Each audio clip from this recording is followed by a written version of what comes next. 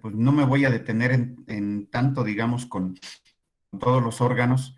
Me voy a enfocar hacia lo que sería lengua, labios, y del tubo digestivo como tal, pues por supuesto ya vamos a hacer una integración completa desde esófago, estómago, intestino delgado, intestino grueso, y al final veríamos las glándulas anexas al aparato digestivo, que son glándulas salivales, hígado y páncreas. Podríamos hacer también un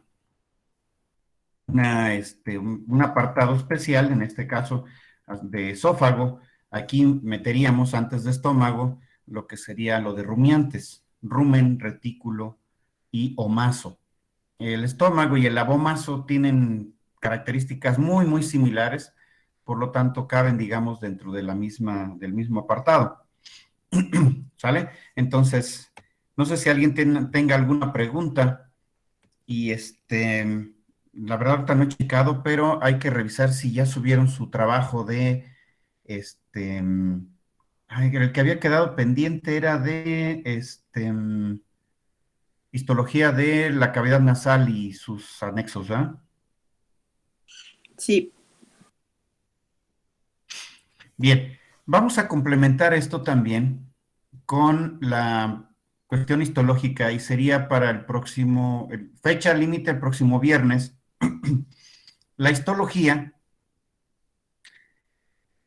de labios, carrillos, paladar, encías y dientes. Hay que desarrollarlo igual como lo hacemos nosotros, la descripción histológica. ¿Cuáles son las capas histológicas? ¿Cuáles son, si tiene estructuras anexas? Por ejemplo, hay glándulas salivales anexas. Perdón. Si hay nódulos linfoides. Todas esas estructuras anexas yo creo que se van a mencionar ahí también. ¿Vale? Carrillos o labios, paladar, encías, dientes. Y los carrillos son los cachetes, los labios, pues, la parte frontal. ¿Sí quedó claro, jóvenes? Para el próximo viernes lo van a hacer en su cuaderno, le toman una foto y la suben a la plataforma. Ahorita al final les dejo el sitio para que la suban. Es complementario. Les voy a mandar también el rato ahorita terminando la clase, los apuntes del aparato digestivo de los monogástricos. ¿Vale? Bien, entonces comenzamos con lengua. La lengua pues, es un componente del aparato digestivo, pero que también está involucrado en varias funciones. La lengua es muy, muy versátil, tiene varias funciones que incluso no se relacionan directamente con el aparato digestivo. Por ejemplo, la lengua en muchas de las especies sirve para detectar, por ejemplo, feromonas junto con la cavidad nasal. En la temporada de celos o de celo más bien, comienzan a detectar feromonas y se complementa con lo que es las yemas gustativas de la lengua. Sirve en la cuestión digestiva, para prensar el alimento, sobre todo en los rumiantes, toman el alimento con la lengua y después la cortan con los dientes, la sujetan y ya después la lengua participa en el mecanismo de movimiento del alimento dentro de la cavidad oral para poder ser masticada. También la lengua participa pues, en la emisión de sonidos junto con las cuerdas vocales que están en la laringe, cavidad nasal y la lengua participa en los procesos, digamos, de intercomunicación, ayudan a modular sonidos. Uh-huh. En los humanos, pues por supuesto, la lengua es súper importante eh, para este mecanismo, ¿no?, de intercomunicación. En los perros, los gatos, por ejemplo, también les sirve para modular sonidos. Si ustedes han escuchado los gatos, tienen una gama bastante amplia de sonidos para poderse comunicar. Ellos se comunican muchísimo con sonidos. Los perros también pueden tener diferentes tipos de sonidos, diferentes tipos de ladridos. Entonces, la lengua es, primordialmente participa en el aparato digestivo, pero tiene funciones complementarias, ¿sí? Reproductivas, de comunicación y también para movimiento, digamos que la parte digestiva, movimiento del alimento dentro de la cavidad oral y también para la deglución. La lengua ayuda, como es muscular, ayuda a mover el alimento hacia atrás, lo desplaza hacia atrás al momento de la deglución, hace presión hacia el paladar para poder tragar. Entonces la lengua, si nosotros la vemos, tiene dos caras, la cara superior, o la que está en contacto con el paladar,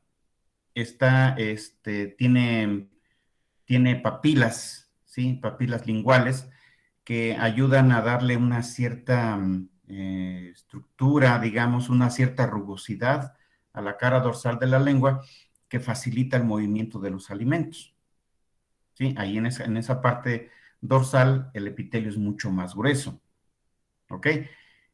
La parte inferior es mucho más delgada en cuanto a sus capas, no tiene papilas linguales y tiene una gran cantidad de vasos sanguíneos. En muchas de las especies, incluyendo aves, los perros, también participa en los mecanismos de termorregulación. Los perros no pueden sudar, por ejemplo, y realizan su termorregulación jadeando. Y al jadear entra y sale aire y con eso van enfriando, digamos, que la sangre que está en los vasos sanguíneos en la parte ventral de la lengua. También es otra de las funciones. Participan los mecanismos de termorregulación en algunas especies.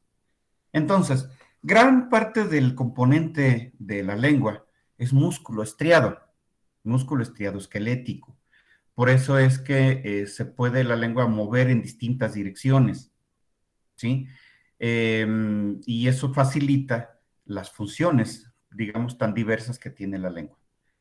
En el caso de la cara dorsal, les decía que tiene muchas papilas y estas papilas se pueden clasificar dependiendo la forma que tienen, la forma que recuerda una estructura. Por ejemplo, hay unas que se llaman fungiformes, es decir, que recuerda la forma de un hongo. O filiformes, por ejemplo, que recuerda la forma de una espiga. Foliadas, que recuerdan la forma de una hoja. Es decir, vamos relacionando con formas que nosotros conocemos en la naturaleza o que se relacionan con otras figuras. ¿Vale? Entonces, va a estar formada tanto la cara dorsal como la cara ventral, va a tener un epitelio estratificado escamoso cornificado. Sobre todo en la cara dorsal es el epitelio mucho más grueso, sobre todo en los herbívoros, en los rumiantes.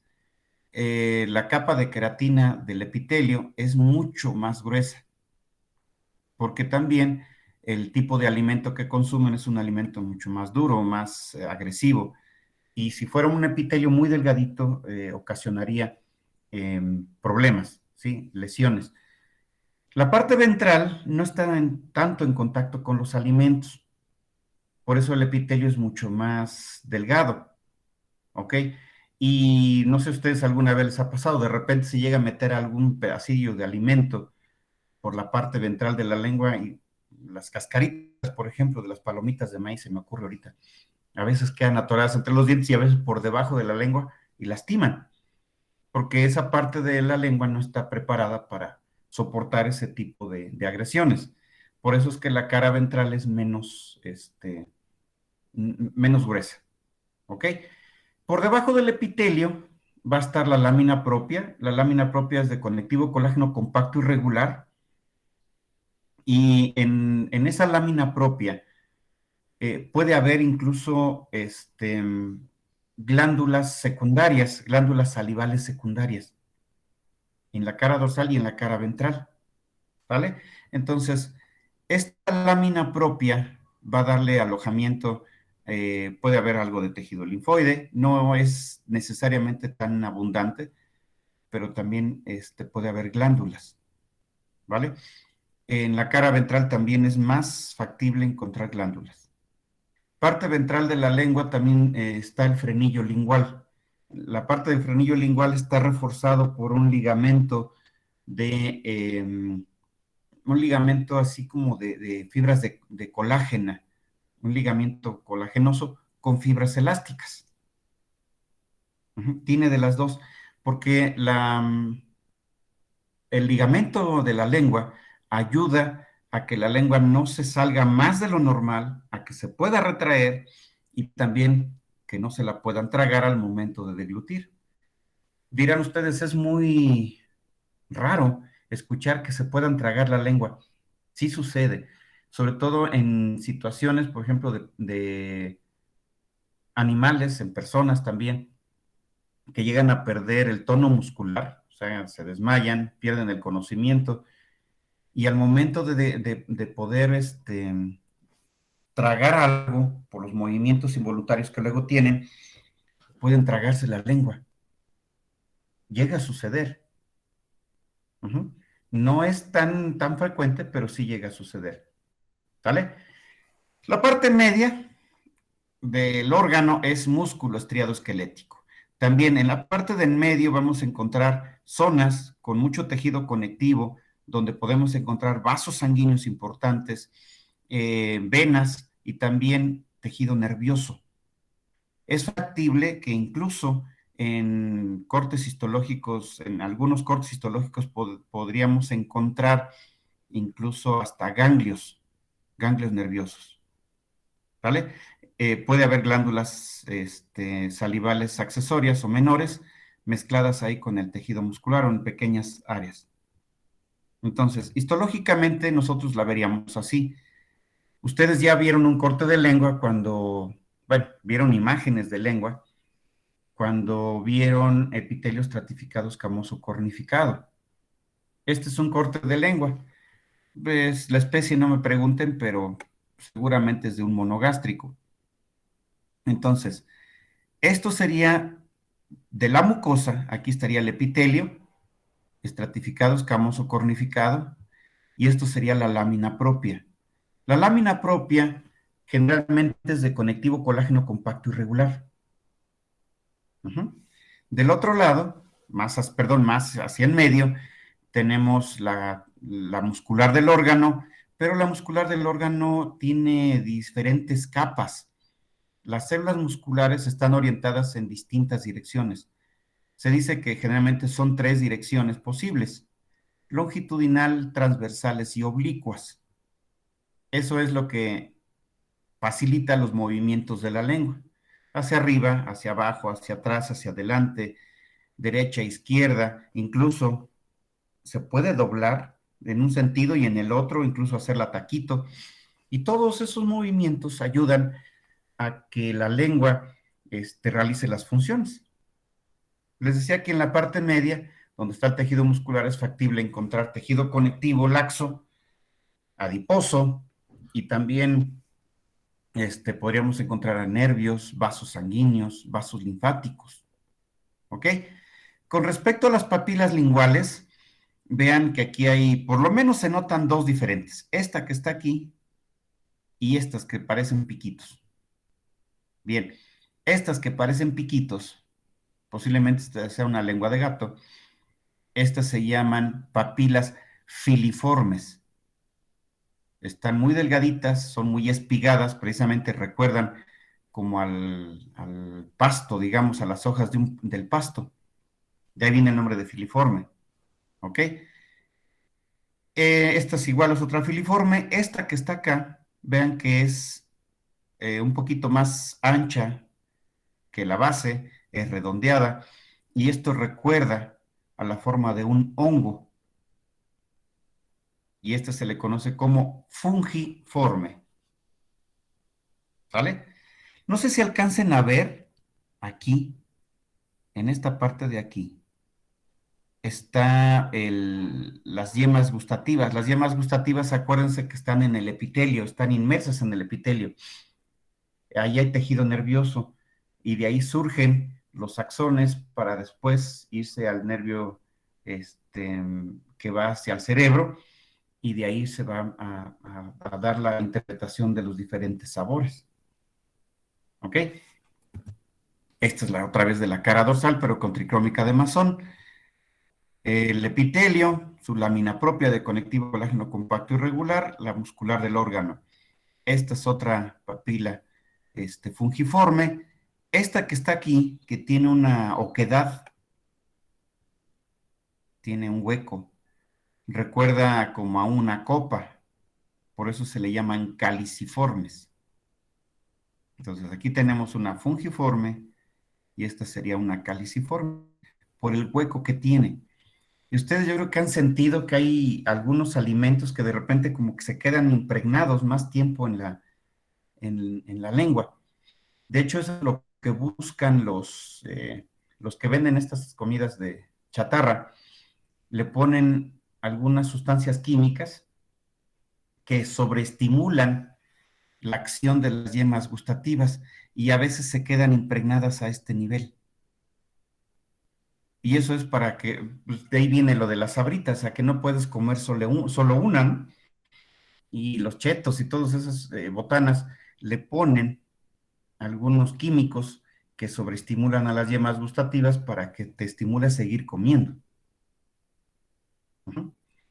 De hecho, ese truquito se lo deberían de aprender las mamás para, para ponerle o sea, a la coliflor, a las brócolis, a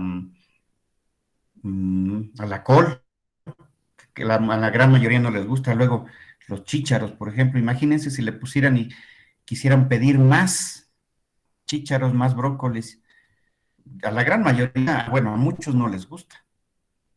No sé ustedes, a mí sí me encanta, pero es digamos como un gusto adquirido porque no tienen de inicio, cuando lo prueban por primera vez, no es un sabor delicioso, ¿o no? Ven, creo que estoy solito, pero bueno. Las yemas gustativas principalmente se pueden encontrar principalmente en las papilas fungiformes, pero también en las caliciformes. Más escasas en las foliáceas. Las foliáceas son, bueno, me voy a regresar un poquito. No se ve muy bien esta, pero parece como una hoja de árbol. Aquí de plano le faltó un pedacito. Estas serían las foliadas o foliáceas. En las foliáceas casi no hay y en las filiformes de plano no hay. Las filiformes de plano tienen una función mecánica. Ujú. Entonces, más se encuentran en caliciformes, perdón, fungiformes y caliciformes.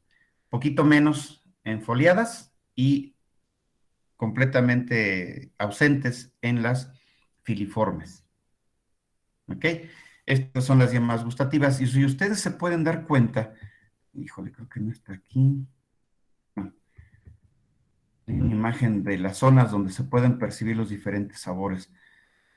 En la lengua tenemos áreas muy especializadas para la percepción de sabores, los sabores más comunes. Por ejemplo, los sabores dulces tienden a estar en la punta de la lengua. Los sabores ácidos en la parte, digamos, lateral y una parte de la media de la lengua. Los sabores amargos se van hasta la parte profunda de la lengua, por eso cuesta más trabajo quitarse ese sabor amargo, porque se van hasta el fondo. Y los sabores picantes también están en la parte media de la lengua. Es lo que más percibe los sabores picantes. Los sabores salados, igual que los sabores dulces, tienden a estar en la punta y en los lados.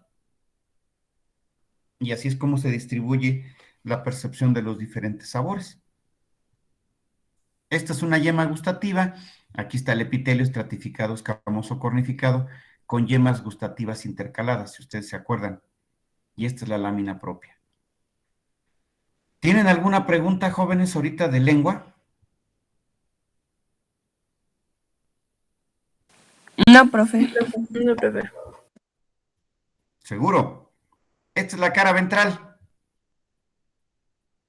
La cara ventral, este, tiene un epitelio mucho más delgadito. De hecho, la capa de queratina es mucho más delgada, precisamente porque está sometida a un trabajo menos agresivo. De hecho, una de las vías para la absorción de algunos medicamentos, sobre todo los estos digitálicos o que tienen efecto en el corazón, eh, se ponen abajo en la lengua como sublinguales. Y al haber muchos vasos sanguíneos y al ser tan delgadita, se puede absorber fácilmente los compuestos.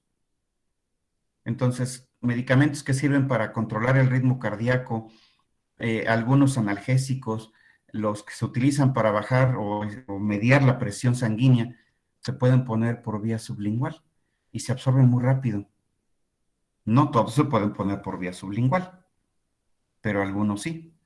En algunas especies se pueden encontrar yemas gustativas en la parte ventral. No es muy común. Las yemas gustativas están en las papilas linguales, pero puede ser que en algunos lugares pudieran encontrar algunas yemas gustativas en la parte ventral. ¿Sale? Con respecto a las papilas, a ver si ahorita las podemos acá dibujar.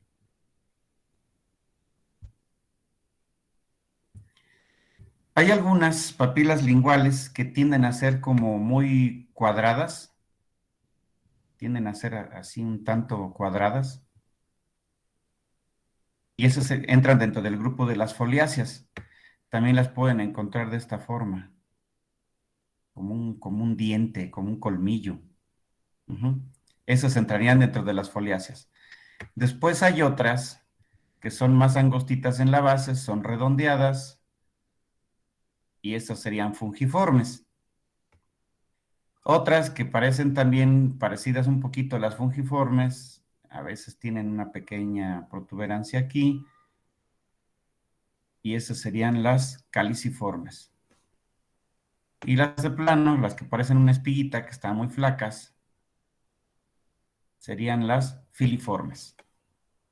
Entonces, foliáceas estas dos, o foliadas, fungiforme, caliciforme y filiforme.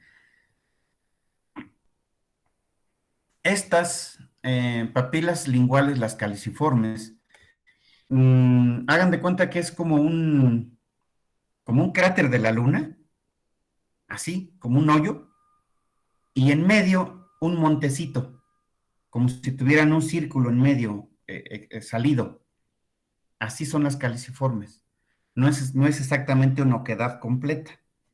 En medio tienen un pequeño bordecito, esto que está aquí, como si fuera un cráter de un volcán con un domo. Así, imagínenselo. ¿Sale? De hecho, los gatos no tienen sensibilidad a los sabores dulces. Sí para los amargos, sí para los salados. Les encanta la comida que tenga mucha sal. Por eso, perdón, pero voy a hablar mal de que se llama Whiskas. Whiskas dice que 8 de cada 10 gatos le gustan las Whiskas, sí, porque tienen mucha sal. Pero también, 8 de cada 10 gatos que comen Whiskas tienen problemas de cálculos renales, ¿sí? De urolitos, por la cantidad tan alta que trae de sales. Y lo hacen para que tenga mayor, pues ahora sí que mayor palatabilidad para los gatos. El problema es que después pagan las consecuencias, ¿no? Sobre todo en los machos, que su uretra es cónica, empieza gruesecita y se va haciendo puntiaguda, como un embudo. Y es un lugar donde se pueden clavar, se pueden literar ahí quedar atorados los urolitos, las piedras, y con la consecuente pérdida de facultad para orinar. Los gatos no pueden orinar y se pueden morir de una deficiencia urinaria, una insuficiencia renal. ¿Sale? ¿Preguntas ahorita de lengua, jóvenes? Profe, ¿recomienda alguna croqueta para gato? ¿Con alguna marca en específico? Mira, las marcas premium son las mejores, pero están bien carísimas. Fíjate que a mí, bueno, a mis gatos les ha funcionado bien dos que son comerciales, no son tan baratos, pero tampoco tan caros. El de el de Costco, el alimento para gatos de Costco tiene buena palatabilidad. Creo que de los comerciales es el mejorcito. Y de ahí, pues bueno, podemos utilizar el de Cat Chow, por ejemplo. No es tan peor, no es el mejorcito, pero digo, de los comerciales. Los mejorcitos son de Royal Canin, de Lab Diet también produce, este, mm, Science Diet, que es el de en México, viene, ¿cómo se conoce ese de aquí en México? Nutres no, perdón, no. Hay una marca en Querétaro que también produce para perro y tiene uno de gato regularmente bueno. A ver si ahorita me acuerdo del nombre. Esos son de los que yo pudiera recomendar, no el de Whiskas, ¿eh? Tampoco es muy recomendable darles todo el tiempo alimento de muy suave, el que viene de sobrecitos. Además de que es caro, no es tan adecuado porque trae una gran cantidad también de sales. ¿Sale? Ok, Preguntas. muchas gracias. Vale. Preguntas, jóvenes.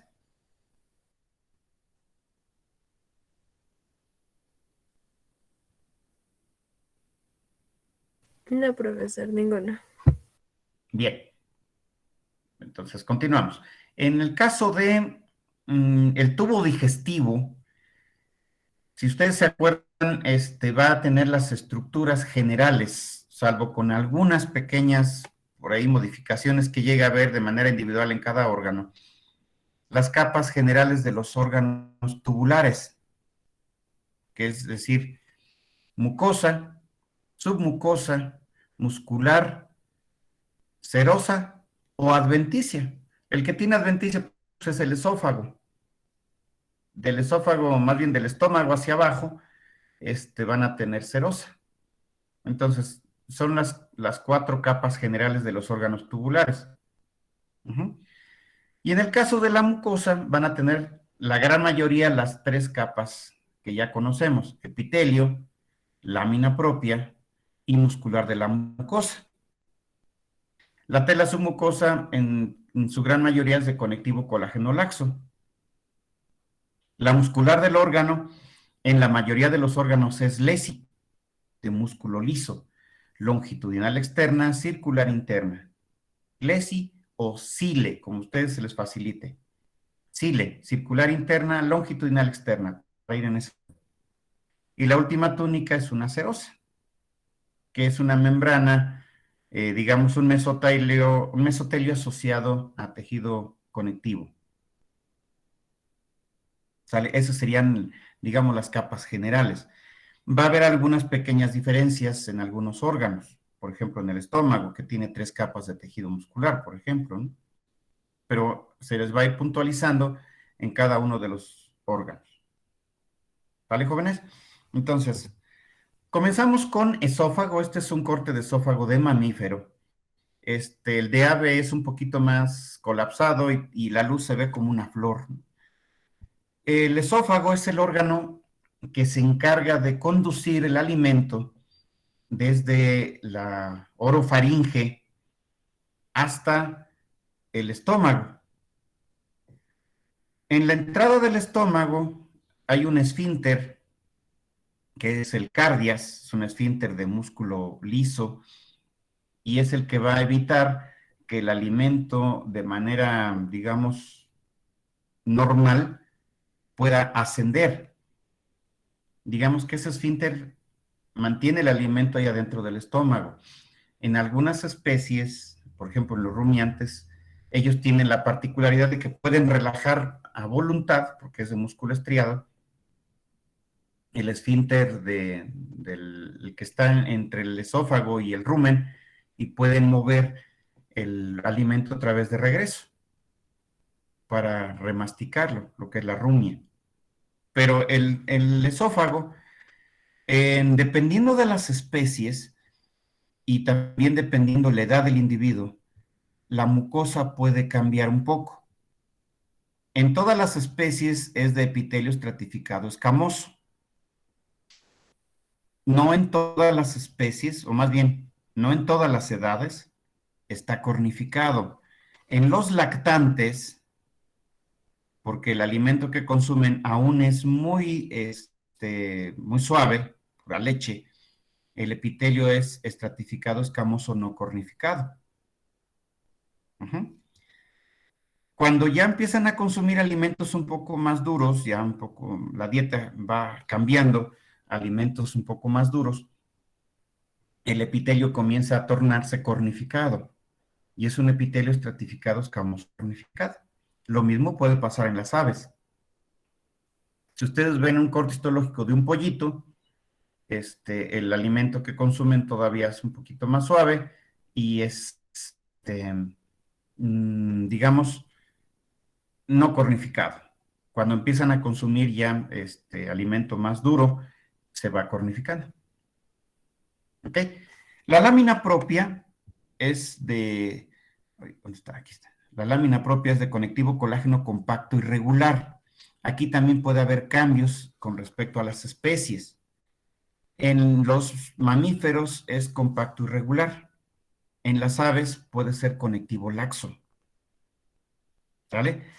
Ahora, en las aves, en la lámina propia, hay una gran cantidad de glándulas de secreción mucosa.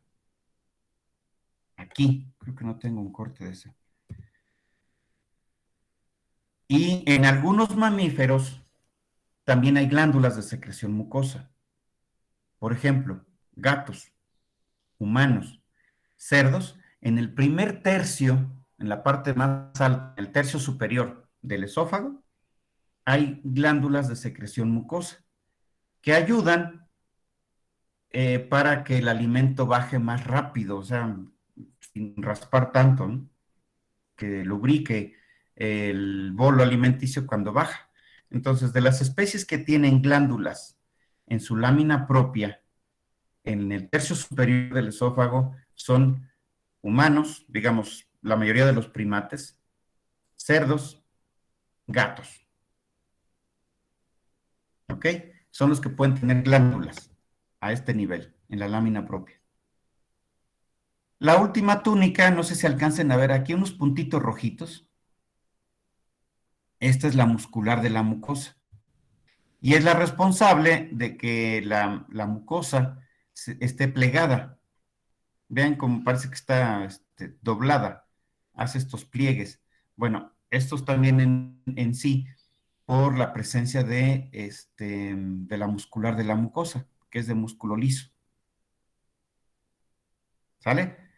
La siguiente túnica es la lámina propia, estaría aquí, perdón, la tela submucosa. Esta es de músculo, perdón, la tela submucosa es de tejido conectivo colágeno laxo. Y puede haber aquí vasos sanguíneos importantes, los que son los plexos submucosos.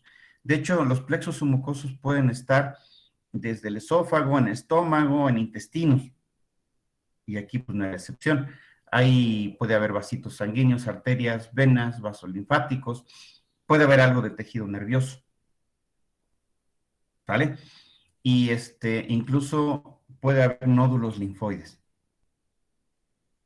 ¿Vale? La siguiente túnica es la muscular del órgano. En el caso del esófago, en las aves es lesi, longitudinal externa, circular interna. En los mamíferos, el esófago tiene 3 túnicas. Es de las variantes que les decía yo. La longitudinal interna, circular media y longitudinal externa.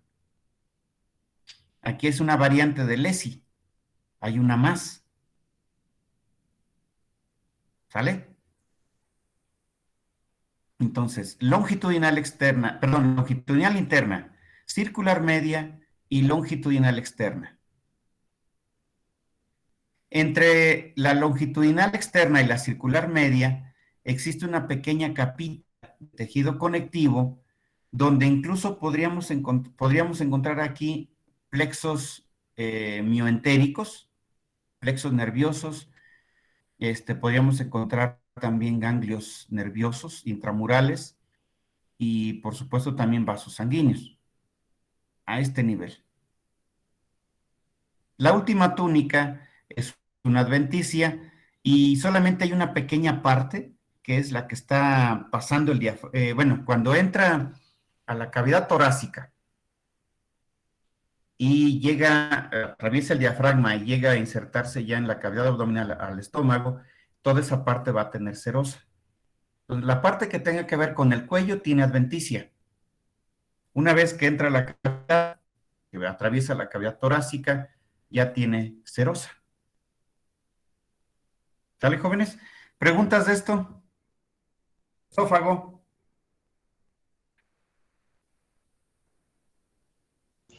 Profe, ¿me puede repetir lo que dijo de la túnica adventicia, por favor?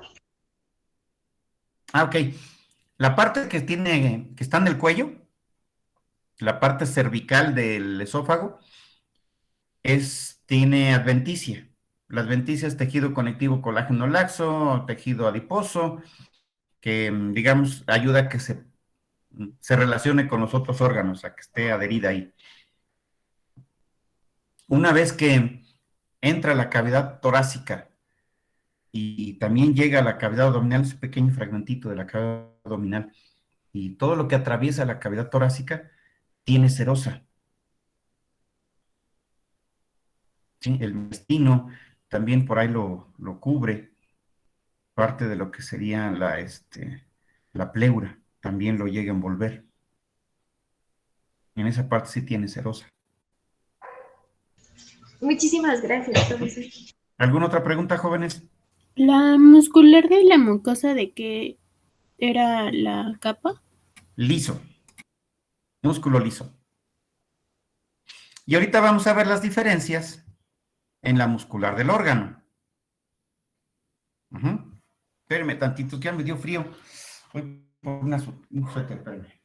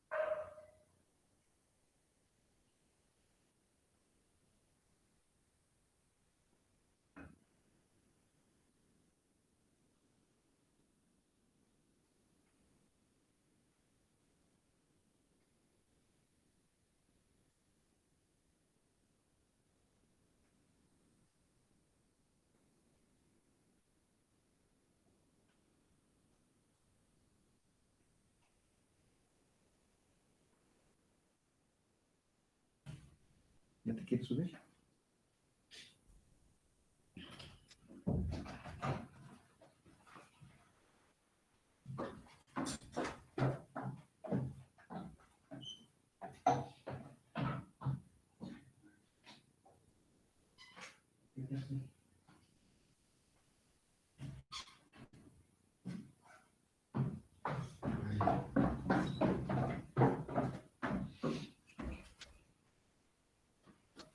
Ya, perdón.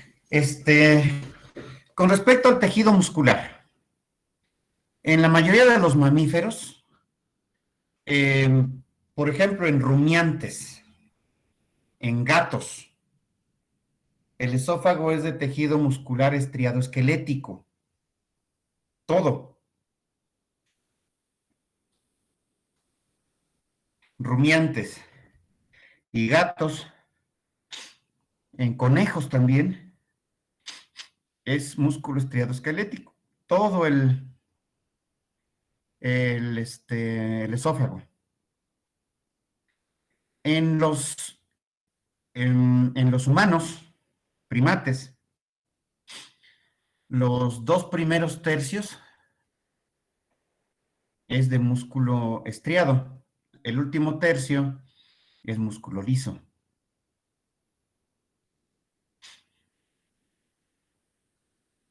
En equinos, solamente el primer tercio, el tercio superior, es de músculo estriado y después ya se sustituye por músculo liso. Aves, todo es músculo liso. Cerdos, igual que los humanos, los primates. Los 2 tercios superiores, músculo estriado, el último tercio, músculo liso. Se dice que en los cerdos más o menos es casi el 50%, ¿no? La mitad. Pero bueno, vamos a dejarlo así. Mitad y mitad, por así decirlo. Mitad superior, músculo estriado. Mitad inferior, músculo liso.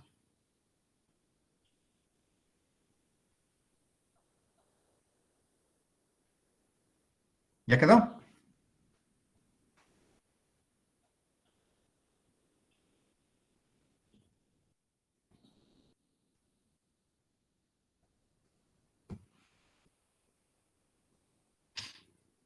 Sí, maestro. Ok, vamos a ver los siguientes, digamos, preestómagos, lo que se le llama en los rumiantes.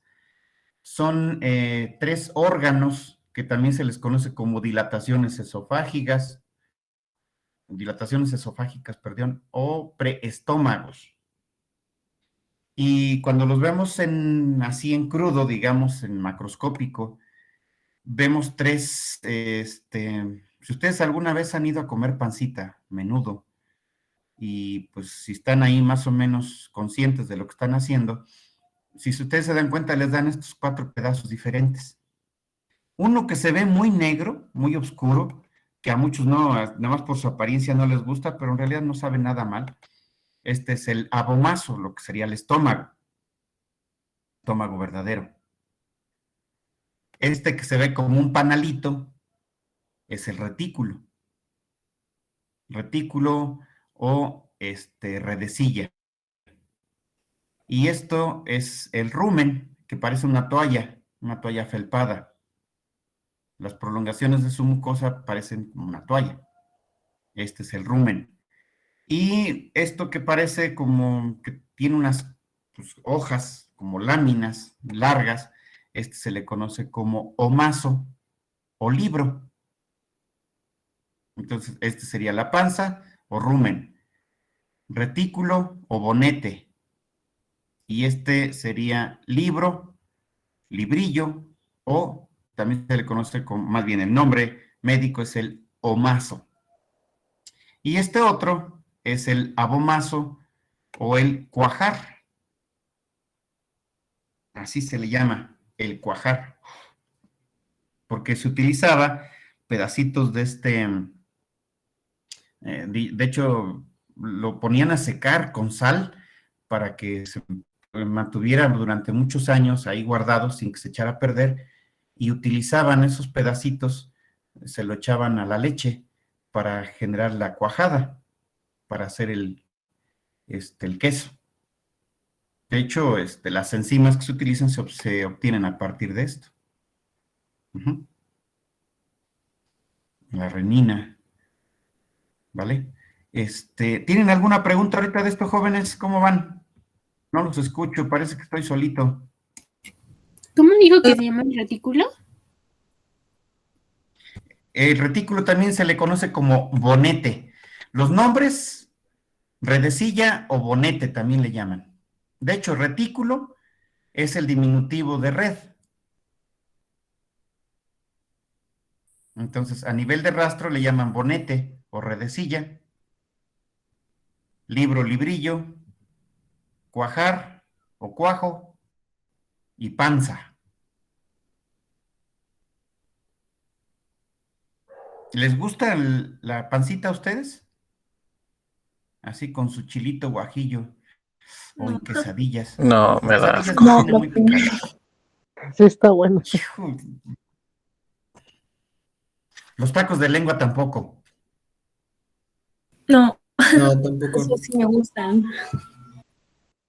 Son chidos. Lo que pasa es, miren, hay que perderle, pues, el asquito, en el sentido de que como lo ves raro, piensas que vas a ver raro, pero hay que armarse de valor. Digo, mucho valor se necesita, por ejemplo, para echarse un taco de hígado.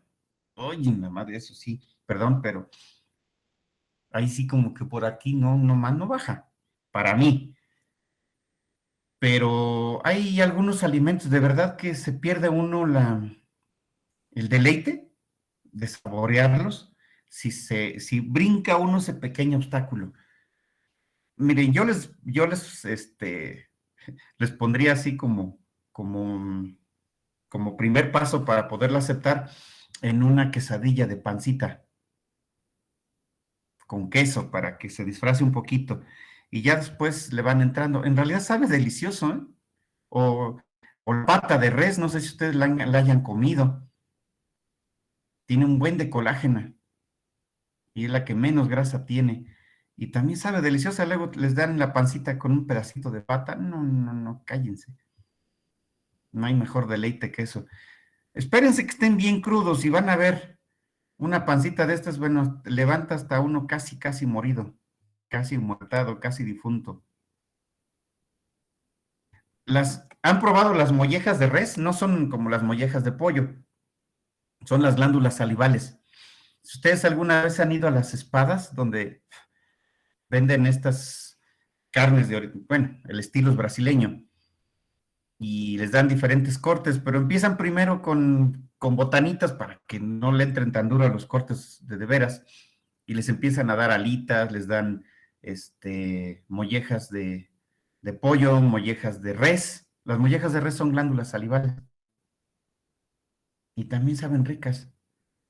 O un taco de ojo cuando coman cabeza. De verdad, inténtenlo. No es tan peor, ¿verdad? O en las carnitas luego echan las tripitas, tostaditas, no, hombre, también saben ricas. ¿Tampoco le entran a los insectos a comer? Eso sí. Eso sí. No, profe. No. Pues saben bien ricos. Los chapulines, por ejemplo, saben deliciosos.